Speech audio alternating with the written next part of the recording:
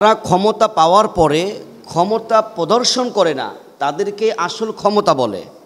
আজকে ক্ষমতা পাওয়ার পরে দেশের মধ্যে লুটপাট, হানাহানি, মারামারি, অত্যাচার, নির্যাতন, এরা আসল ক্ষমতাবান নাই।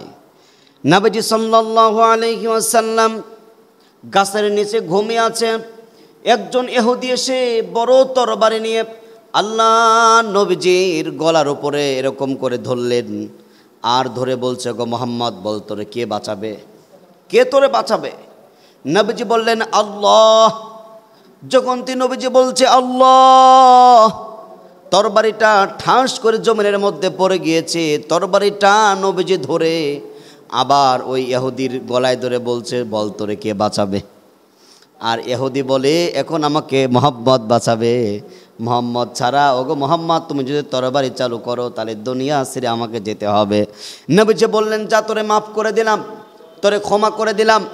আসল ক্ষমতা বলা হয় ওই ব্যক্তিকে যারা ক্ষমা করে দেয়। যারা ক্ষমতা পাওয়ার পরে ক্ষমতা প্রদর্শন করে না, তাদেরকে আসল ক্ষমতাবান বলে। আল্লাহর নবীজি রাসূলুল্লাহ সাল্লাল্লাহু আলাইহি ওয়াসাল্লাম তায়েফে যখন দাওয়াত দেওয়ার জন্য গেলেন, কালিমার দাওয়াত দেওয়ার জন্য যখন গেলেন, আল্লাহর নবীজিকে তায়েফবাসীরা এরকম করে মারধর করছে। কেউ পাথর মারছে, কেউ ইট ফাটকিল বিভিন্নভাবে আঘাত করেছে। নবীজির মাথা থেকে রক্ত বেয়ে পা পর্যন্ত চলে যাচ্ছে। আবার কেউ কাঁধে, কেউ পিঠে, কেউ বুকে, এমন করে পাথর মারতে মারতে রঞ্জিত করে ফেলছে। জিব্রাইল এসে ডাক দিয়ে বললেন, ওগো আল্লাহর পয়গম্বর।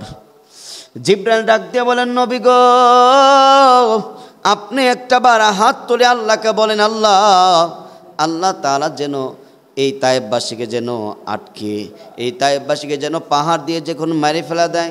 নবীজি ডাক দিয়া বলেন, জিব্রাইল তোমার জায়গায় তুমি থাকো। না না না, এরকম দোয়া আমি করব না। প্রকৃত ক্ষমতা, যে ক্ষমতা পাওয়ার পরে প্রদর্শন করে নাই, তাকেই প্রকৃত ক্ষমতাবান বলে। আমি যদি এখন দোয়া করি, আল্লাহ যদি কবুল করে, আল্লাহ তো কবুল করবে। আর যদি তায়েফবাসী যদি মরেই যায়, আমি কালেমার দাওয়াত কার কাছে দেব?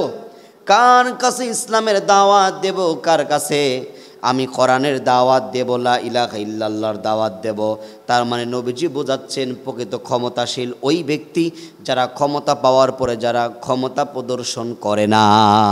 আজ বর্তমানে আছে দেশের মধ্যে অত্যাচার, নির্যাতন। বিগত সরকারে আপনারা দেখেছেন, যারা মেম্বার থেকে চেয়ারম্যান পর্যন্ত, ভাই, পৃথিবীর মানচিত্রে এরকম কোনো ইতিহাস নাই।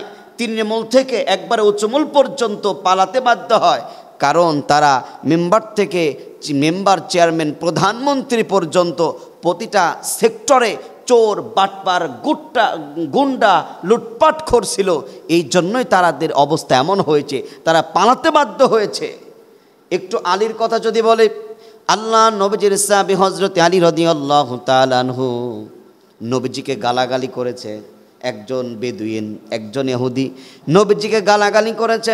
নবীজি অকাট্য ভাষায়, নোংরা ভাষায় নবীজিকে গালি দিয়েছে। হযরত আলী তরবারি নিয়ে ইহুদির গায়ের উপরে চড়ছে, তোরে মারে ফেলমো। আর ইহুদিটা থুথু দিয়েছে। হযরত আলীর কপালে মুখে যখন থুথু যখন লেগেছে, সঙ্গে সঙ্গে হযরত আলী ইহুদিকে ছেড়ে দিলেন। আর ইহুদি ডাক দিয়ে বলেন, আলী, তুমি আমাকে ছেড়ে দিলা কেন? বলে, আমার কলিজা, আমার নবী, বিশ্ব নবী রহমাতুল লিল আলামিনকে তুমি অকাট্য ভাষায় গালিগালাজ করেছো, তোমাকে আমি একবারে শেষ করে দিতাম।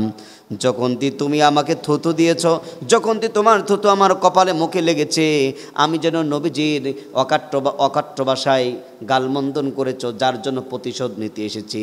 কিন্তু তুমি যখন আমাকে থুতু দিয়েছ, তখন আমি যদি তোমাকে তরবারি চালাই, তাহলে ওই থুতুর প্রতিশোধ হবে। না না না, তা নেব না। প্রকৃত ক্ষমতা প্রদর্শন করাই হচ্ছে আসল ক্ষমতা। কারণ আমি ইচ্ছা করলে তরবারি চালাতে পারতাম, তোরে মাফ করে দিলাম।